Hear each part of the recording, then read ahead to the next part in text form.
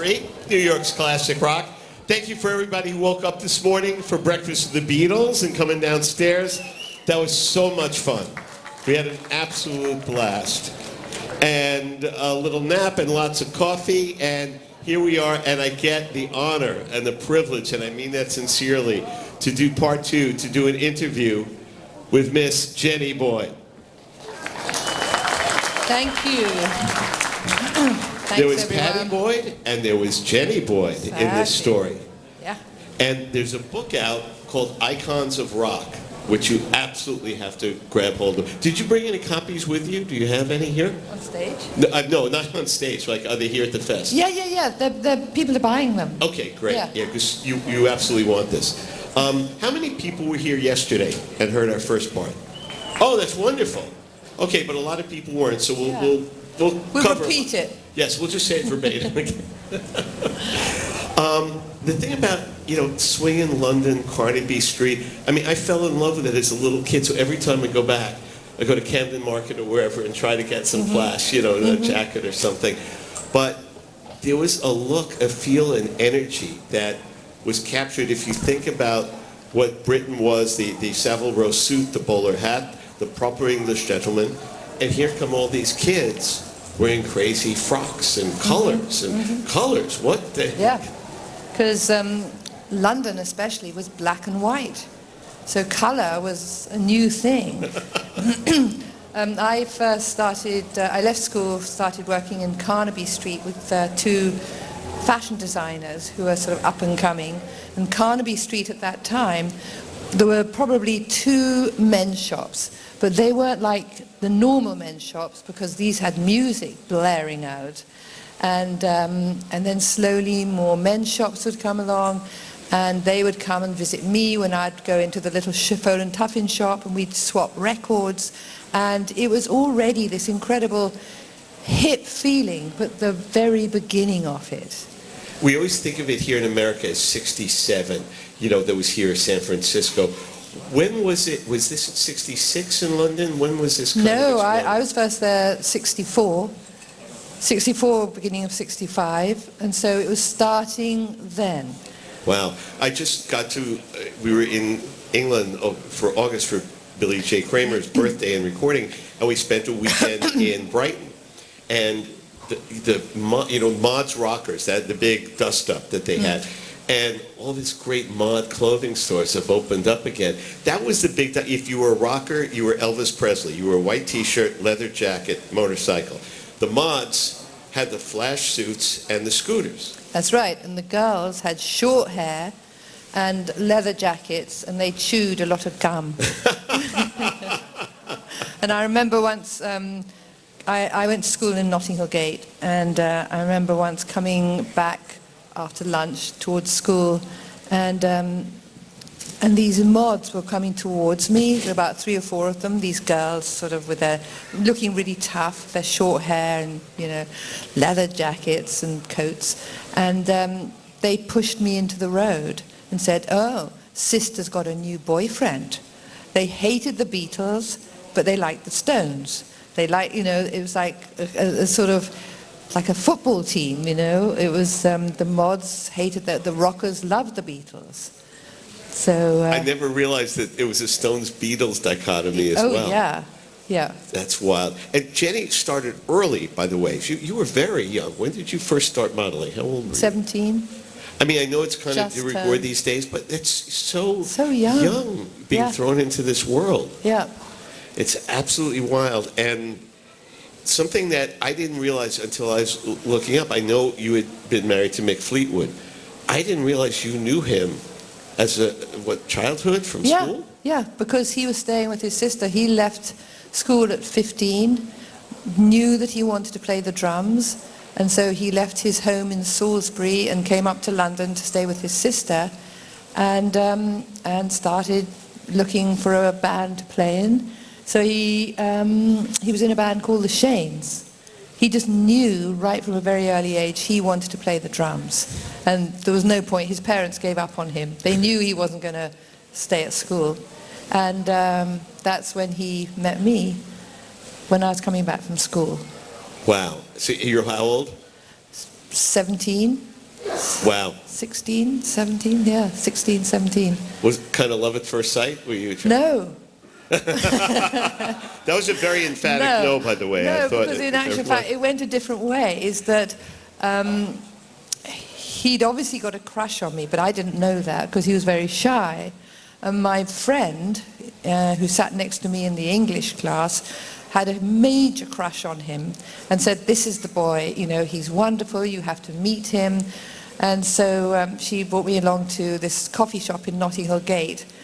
We met Mick there, and Mick immediately said, "Oh, do you want to come to our gig? We're going on Saturday, North London." So the three of us went on the train together, and they had to set their own equipment up in those days. And so he'd set the equipment up, and everything was ready, and he was sitting on a chair like this, and Dale, my friend, who had a crush on him, was sitting that side, and I was this side. And next thing I know, his foot is planted very firmly on my foot. And I thought, I was trying to pull it away, but it wouldn't, it kind of got tighter. And I just thought, I can't let Dale down because she's got a crush on him. So I didn't, the singer of the group asked me out. It was my first boyfriend.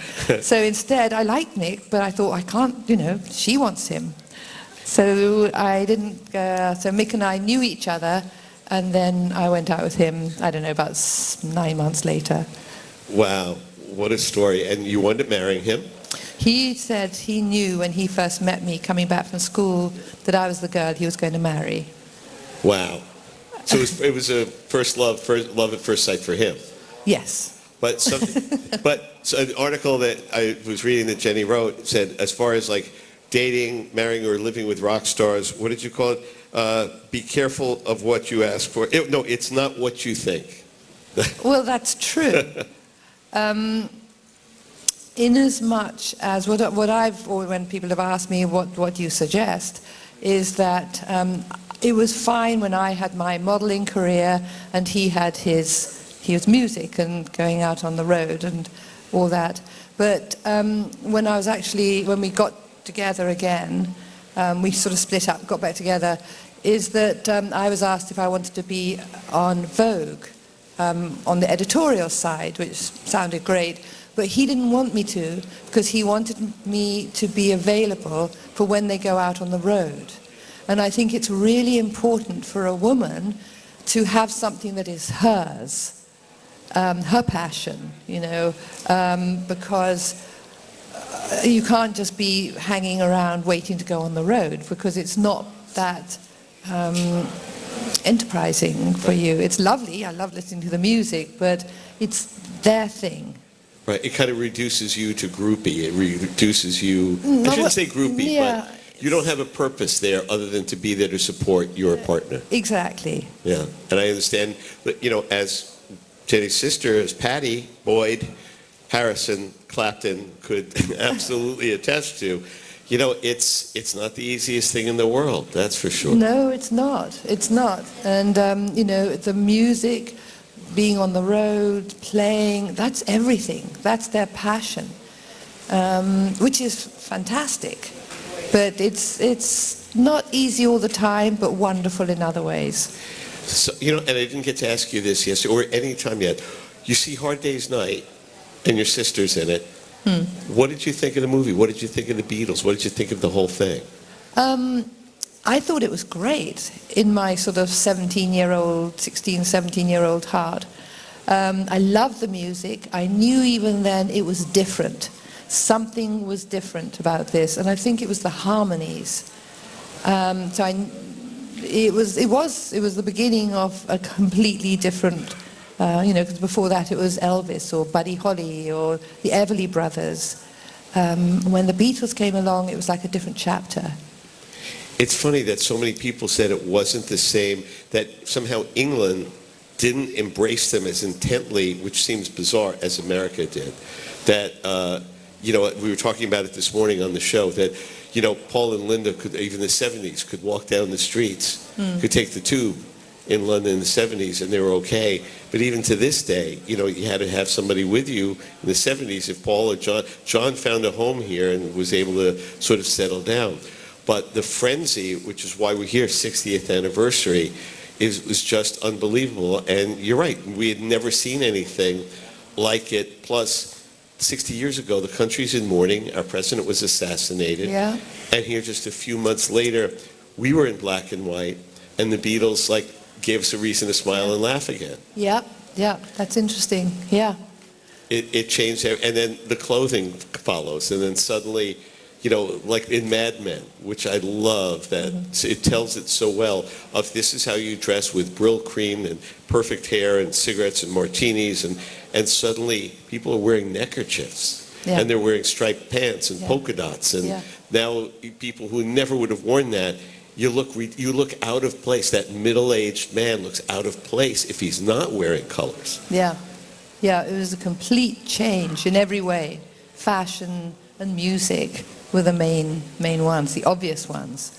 Right. I mean, as far as the music goes, so Patty's modeling, and is it fair to say the sea change in your life is going to Rishikesh, is going to finally finding transcendental meditation and being turned on to that world?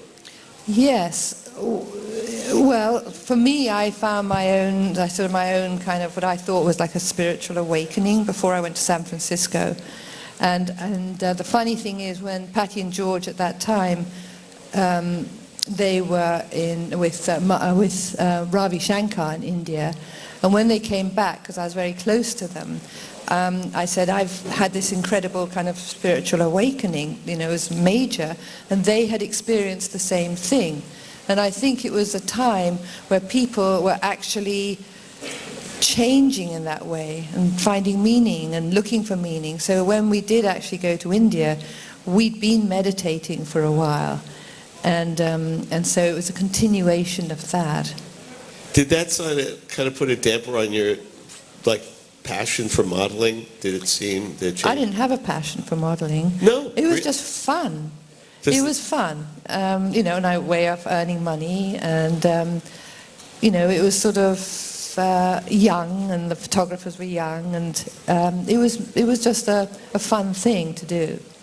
You think of the Kinks song, dedicated follower of fashion, and going to each boutique, and Carnaby Street, where it all was, and the Face boutique in Sherry's, and that, and I was wearing this jacket. I love shopping there when I get there, going to Camden Market or whatever to find something cool. And I went to see Dave Davies, who's become a friend. I go backstage, I'm wearing this jacket, and he said, I know exactly where you got that jacket. Yeah. I think men were more aware of fashion and more into fashion than they used to be. Oh, for as sure. you say, it was just the tie and the jacket, the suit. There wasn't much of an option. And suddenly, as you say, it's, colourful, and there was Hang On You and Granny Takes a Trip, and, just a lot of different kind of men's fashion. When you think about, you could see it in album covers for me as a kid, and seeing what you dressed like. The Beatles defined every album cover, told us how it was changing. And it's something we had mentioned, I think we might have mentioned it earlier, yesterday. My dear friend Warren Haynes, from Government Mule, and played with the Allman Brothers and the Grateful Dead. He said, I'm going to the studio, and my wife will say, hey, aren't you taking pictures today for the album? Yeah. And she says, don't forget to bring a clean shirt. Oh, okay, thanks. He said, but the Beatles, the passion, what were they going to wear? Was it psychedelia? Was it something else? Was this a different suit? Because you had to get it in the shops as fast as you could. If they're wearing scarves, there wouldn't be a scarf left, anywhere in London if the album came out. And it was that critical to the fashion world, just as the music was important. Everybody had to dress like what the bands were wearing. And the Stones followed, Andrew Loog Oldham followed the playbook too. Here are the Stones in suits. Here are the Stones here in psychedelic and beads. And here, they've just, we just follow that path. Yeah. And the difference about that, by the way, as we get to psychedelia and Donovan, of Jennifer Juniper, and he had a crush on you, didn't he? Yeah. Did you respond? Was there mutual attraction? No. Okay, next question. No, he was great. He was, I think he was a lot of fantasy and courtly love, and when we were in India and he came over to India, he did ask if I would marry him, but it wasn't the sort of person that I was going to marry, but would love to have as a friend. And so the reason I found out he had a crush when he told me he wanted to play this new song for me, and that was Jennifer Juniper. And I didn't know where to look because I was very shy anyway. But we became really good friends. I'm glad to know that. Yeah. By the way, probably just remember, for every man here in the audience who is told, "I like you as a friend," that sometimes even Donovan, even our rock stars, get told, "I like you as a friend." Okay, so here's something I didn't know that Jenny just told me earlier. Mick Jagger allegedly wrote a song for you? Well, Patty and I had got this, after coming back from India, we opened up a little store in the antique market, and got sort of Art Nouveau and Art Deco, and it was like the sort of place you'd go if you wanted to have your fortune told, like a little hut.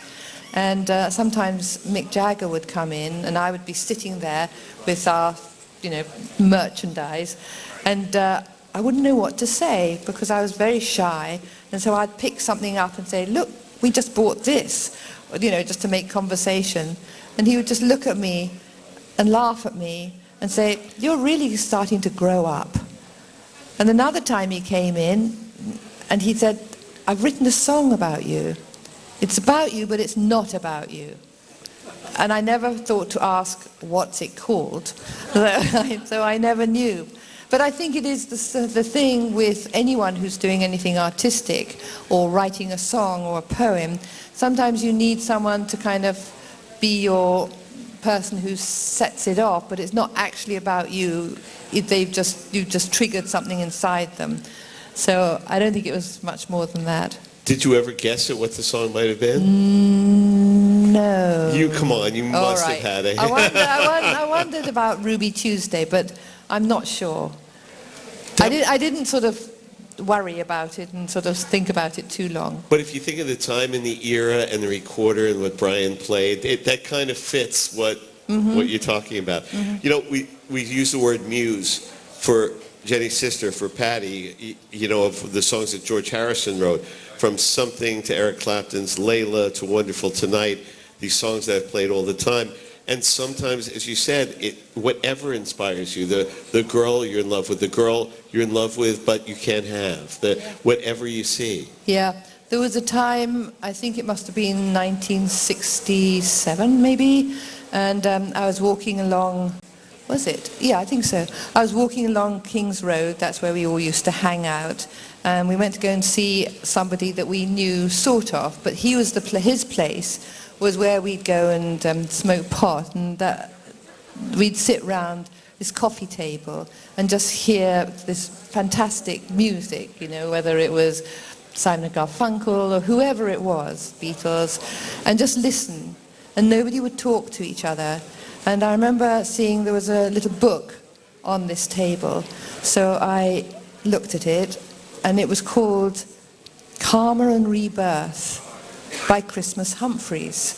So I opened it up and was flicking through it, and I came across this line saying, "Life goes on within you and without you." And so I quickly called Patty and George and said, "Listen to this. Life goes on within you and without you." And George answered the phone. And that's where Within You, Without You came from. Come on. I'm gobsmacked. That's wonderful.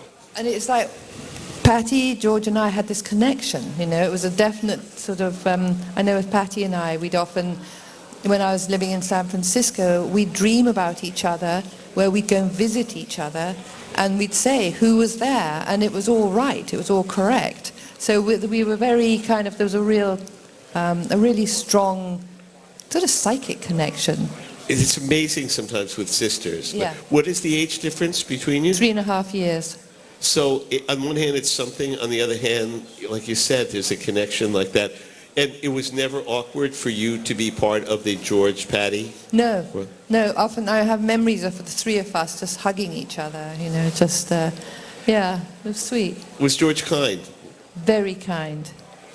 When I went to San Francisco, and I didn't have really any money, I just thought, well, I can either have 3 months rent on my flat, or I can do a one-way ticket to San Francisco. And I didn't think about money because I thought, well, I'm going to work at my friend's clothes shop. The next thing I know, George sent me in the mail $100 bill. You know, which at that time, that was quite a lot. That was money. Yeah. Well, that's really sweet. Yeah. Yeah. Did you, and forgive me if this is too personal, when Patty and George split up and she's with Eric, did you stay in touch with George? Was there still a connection? Yeah. Yeah. And often he'd be in LA, he had Dark Horse Records at that time, and he'd come over to our place and come and have supper sometimes. And so when I interviewed him for this book all those years ago, he was so happy to do it and said, you know, this is so nice to be interviewed by you. You know, it's a whole different role. So this book, we're talking about icons of rock. The history, the backstory of it, please, if you don't mind, for the folks who didn't hear it yesterday, explain the whole idea of it, what happened to it, the tapes. Okay. I was looking for a subject to write a dissertation. This was like 35 years ago.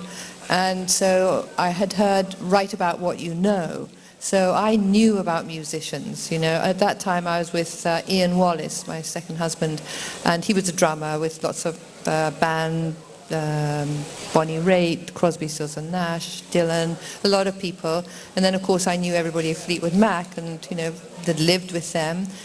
So I thought, okay, well I know about musicians, but the other thing, I don't feel I'm creative.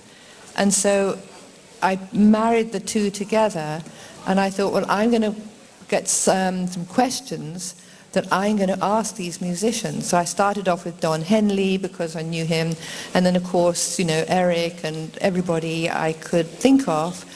And they put me through to other people, and it was very synchronistic. I only had to think of somebody I'd like to interview, and they would appear. It was just incredible. And I finished my dissertation, and then I knew that it could be a book. And I was told, do 40 more interviews. So then I had some of the B.B. King, Buddy Guy, you know, a lot more musicians. So I ended up with 75. Anyway, that came out in a book in '92, and America and Japan. And then when I moved to England, it was the same book, but different cover, different title. But then I was asked to redo it. And by that time, after about 25 years of dragging these cassette tapes around with me, terrified someone was going to steal them, I decided to destroy them, which is awful. And so I destroyed every single cassette tape except for 8. So I've got the original Joni Mitchell, George Harrison, Ringo, Don Henley, Joni Mitchell. You know, I've got the 8 really good, Ravi Shankar, Tony Williams, Graham Nash.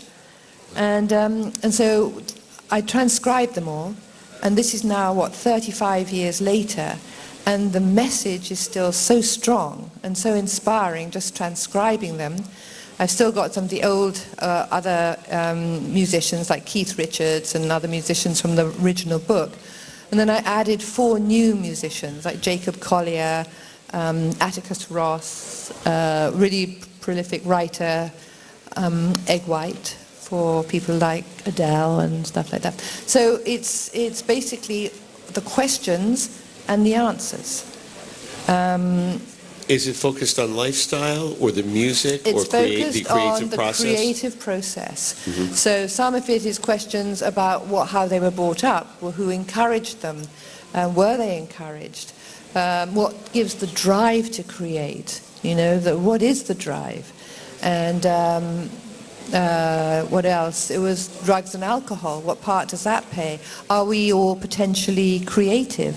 So there were lots of questions. I'd kind of go with them. Say with Ravi, I asked him one question and he just went about what his life was like in India playing the sitar. And so, yeah, it's fascinating. Everybody seems to come to it differently, where, Paul McCartney is an open fire hydrant for music, that it just flows through him, around him. He can snatch anything out of the air. 700 songs in the charts in a lifetime. There's the Gershwins and the McCartneys of the world. It's not better or worse. It's just that's how his life rolled. And especially in that period of time, when you're there, it just seemed every day. Yeah. Somebody's walking in with a song. While you're finishing this song, somebody else is starting, and it inspired a second song.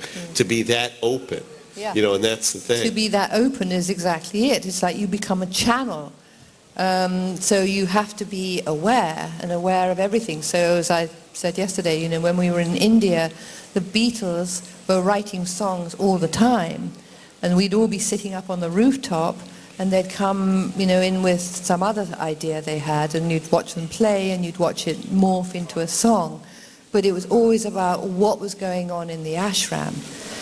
They turned it into a song. Because everything was a song at that point.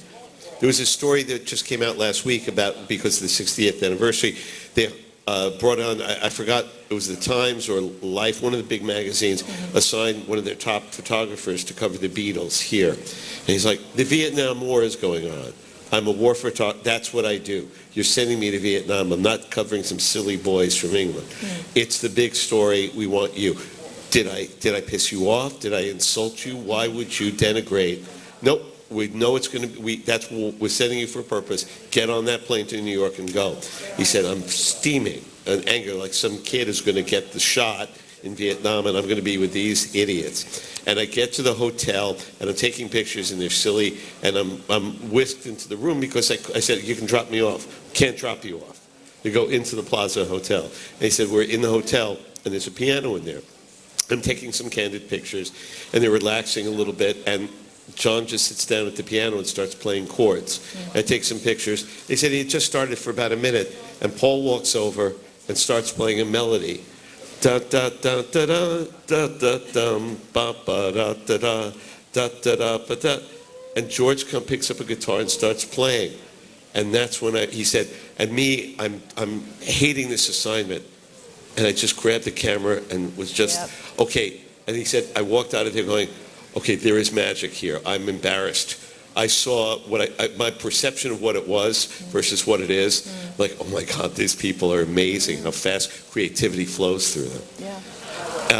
As far as like putting this together and saving your rock icons, all these books, all the things we do here, to me, and what I try to do, it's about bringing us all closer to the art, and bringing us all. It's not, the gossip just doesn't interest me at all about that. It's like, we all know that part.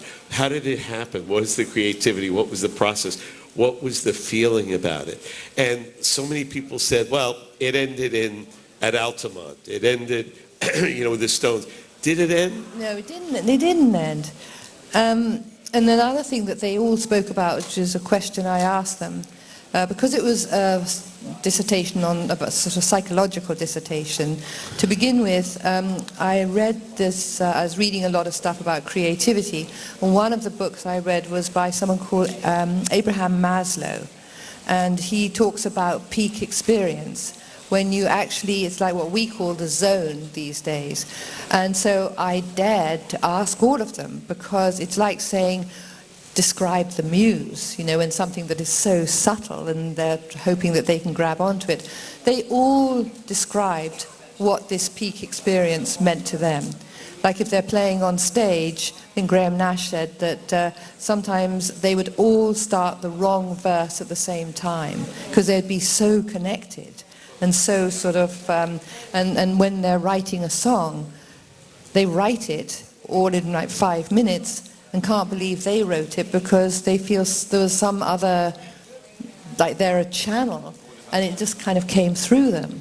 And so they all talked about this peak experience, and it's fascinating.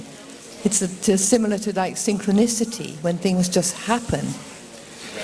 We have so many young musicians. My favorite part of coming to the fest all these years is to see young people with guitars and real instruments and playing, learning from the Beatles, and hopefully creating their own music and doing something like that.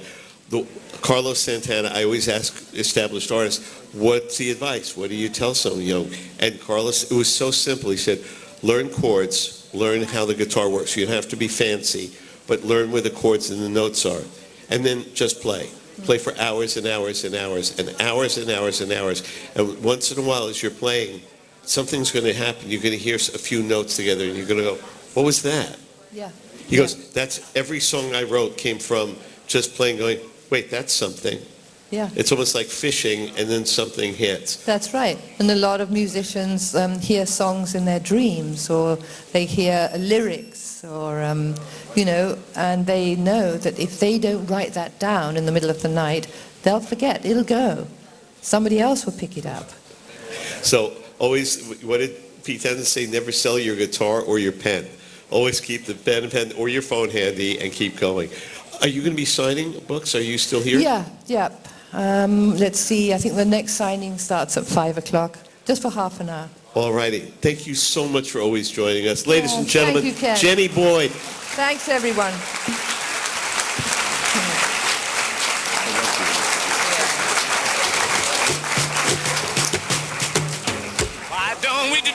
We've got some Weaklings music coming up in just a few.